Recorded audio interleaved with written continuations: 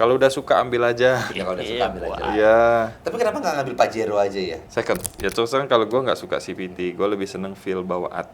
Dan dari segi perawatan dan harga spare part nggak terlalu mahal. Terima kasih udah Innova. Saya.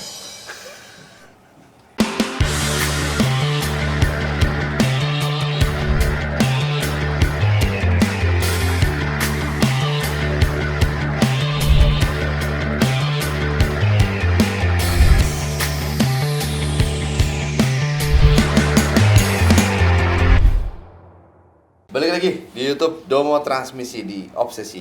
Obrolan seputar transmisi episode 41.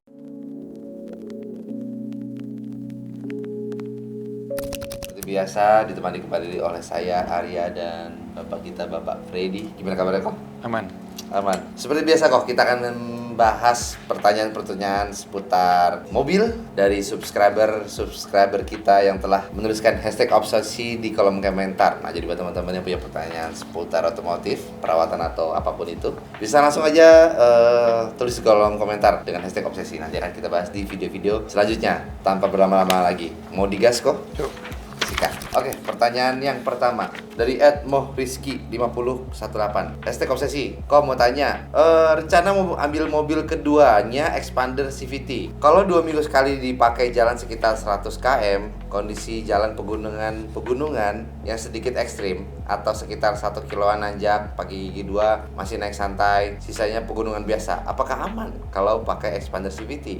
Atau ada saran dari Koh mobil Matic selain Expander? Expander CVT itu berarti harganya berapa ya, Koh ya? Baru kan? Baru. 300-an. Masih tinggi ya? Mobil baru kan? Iya.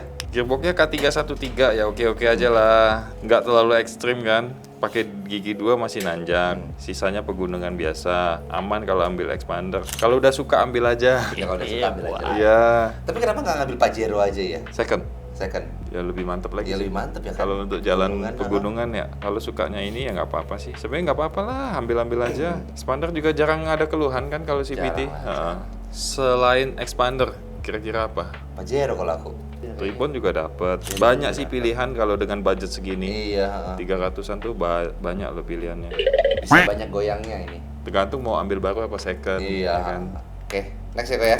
Dari @Henry Wibowo Setiawan 4888. Hashtag obsesi. Kok mobil saya Yaris Lele tahun 2017, transmisi CVT, kilometer masih 40 ribuan. Bulan lalu saya sudah ganti oli matic dan filter matic. Saya mau tanya kok, kalau oli matic yang keluar cuma 4 liter terus diisi 4 liter juga, apakah pergantian oli matic selanjutnya tetap di 20.000 km kok? Maaf, masih awam kok. Dulu pengguna Avanza S manual. Terima kasih, semoga terjawab. Kalau saran dari kita ya tetap 20.000 ganti. Walaupun ini kan keluarnya 4 masuk 4 ya, berarti udah cocok dong. Sebenarnya kan kalau ini kan nggak ada sticknya, bisa dicek dari buka baut pembuangan. Dia kan ada sedotan. Kalau itu netes berarti olinya cukup. Kalau dibuka olinya nggak netes, tandanya olinya nggak cukup. Tapi ya itu saran kita ya tetap 20.000 ganti, baiknya gitu. Kalau mau lebih-lebih ya balik lagi lah ke pengguna masing-masing kan. Soalnya kalau ngikutin di bengkel resmi kan kadang bisa lebih dari 20.000 baru ganti. Kalau kita ya tetap 20.000 sarannya. Cukup ya kok ya. Next dari Rido Forest. Hashtag obsesi, mending pilih Honda WRV RS versi yang tidak Honda Sensing atau Baleno baru kok. Secara harga setelah diskon hampir sama. Wah, ini mah jawabannya pasti Baleno kalau ke Freddy. Iya lagi. Kalau gue pasti pilihnya Baleno. Iya, sama. Soalnya gue nggak gitu suka dengan CVT. Agak nggak objektif ya. Agak nggak objektif. Kalau nanyanya ke kita. Soalnya ya terus terang kalau gue nggak suka CVT, gue lebih seneng feel bawa AT. Cuma kalau seneng sama modelnya, kalau udah tes juga seneng bawanya, ya udah silakan. Sikat aja nggak apa-apa. Tapi Baleno yang baru memang bentuknya manis sih. Tapi habis lihat Baleno baru, lihat Baleno yang sebelumnya yang Nggak hatchback. dapat. Jadi yang hatchback agak kurang ya. Iya, jadi kurang. Setiap mobil kayak gitu ya. Kenapa kalau keluar yang baru jadi lebih kelihatan cakep ya? Hebat. Oke, next ya kok ya. Dari @Nurdiansyah Panji. Hashtag obsesi, Mas Arya dan Ko Freddy. Matic-nya AT Soluna atau Vios Gen 1 itu perawatannya susah apa gimana? Rencana mau ambil mobil itu salah satu di antara 2 mobil tersebut buat anak saya belajar pelihara mobil pertama karena anak saya cewek. Sekian, saya juga belajar merawat mobil transmisi Matic karena di daerah saya hampir nggak ada yang berani servis transmisi Matic. Terima kasih atas jawaban dari Mas Arya dan Ko Freddy. Sukses terus Domo Transmisi. Wih, mobil pertama tapi ngambilnya mobil umur ini. Kalau boleh saran sebenarnya ambil Vios Gen 1 aja. Mesin 1 NZ itu lebih bandel. Yaitu kalau ngambil mobil yang udah tua, Iya. kita butuh ceknya lebih banyak. Lebih banyak, lebih detail lagi. Karena kita nggak mau habis beli jajannya banyak. Iya. Ya kan? Apalagi kalau kondisinya udah nggak gitu sehat. Lu nggak mau kan? Iya, nggak mau dong. Tapi kalau boleh saran sebenarnya ambil Vios Gen 1 aja. Secara bentuk lebih manis. Nanti kalau dipakai bosen mau dijual lagi pun kayaknya masih gampang lebih laku gitu loh Peminatnya banyak. dibanding Soluna. Iya, Soluna tuh keluarnya dia tuh cuma bentar kan ya Soluna itu ya, nggak lama ya. Karena bentuk Soluna itu agak sedikit kotak, mirip kayak Great Corolla sih kalau dari belakang. Iya. Vios Gen 1 lebih manis sih, lebih manis. Next ya Ya. dari @kumis2650 #obsesi. Ko Freddy dan Mas Arya izin tanya rekomendasi mobil bekas harga 150 juta untuk keluarga dan dari segi perawatan dan harga spare part nggak terlalu mahal. Terima kasih udah Innova. Saya Innova R3 ya kok ya. Ya boleh, Avanza Innova boleh lah. R3 Mobil Avanza. keluarga kan. Heeh. Ya pokoknya cari mobil yang 7 seater lah. Kalau di Indonesia mobil 7 seater harganya bagus. Iya. Harganya bertahan. Innova boleh, tapi Innova bensin ya konsekuensinya bensinnya lebih boros ya. Iya.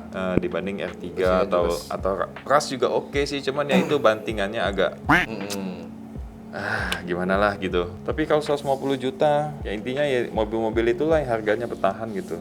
Betul. Spare part-nya nggak mahal juga. Iya, segitu-segitu aja lah. Kalau mau enak sebenarnya Innova, cuma bensinnya agak boros. Tapi kalau 150 dapat diesel, asal dieselnya nggak ngobos, mesin masih oke, Iya. ya nggak apa-apa. Kan nggak peduli kan manual matic kan ini. Iya. Ya paling itu sih sarannya kalau untuk mobil keluarga ya ambillah yang 7 seat ya, 3 baris. Betul. Oke, cukup ya kok ya. Next dari Lukman Burhan #obsesi. Tanya dong kok, transmisi Grand Livina AT L10 apakah termasuk badak? Thanks. Badak. Tapi ini udah umur.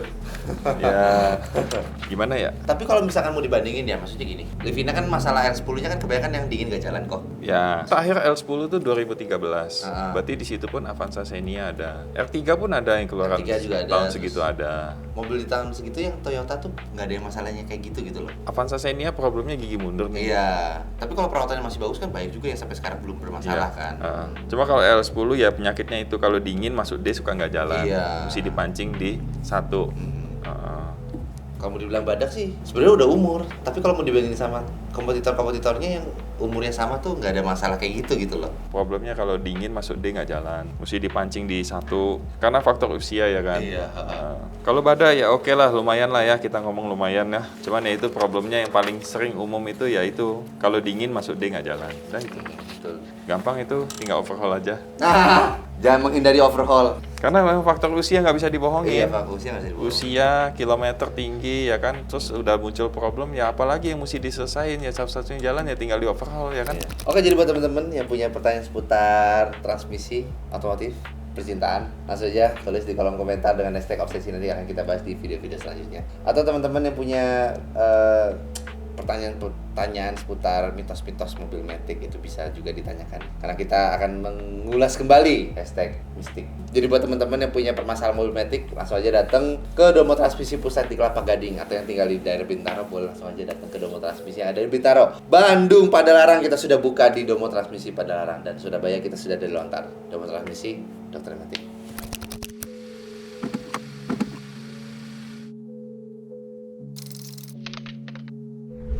Domo Transmisi, dokternya Matic.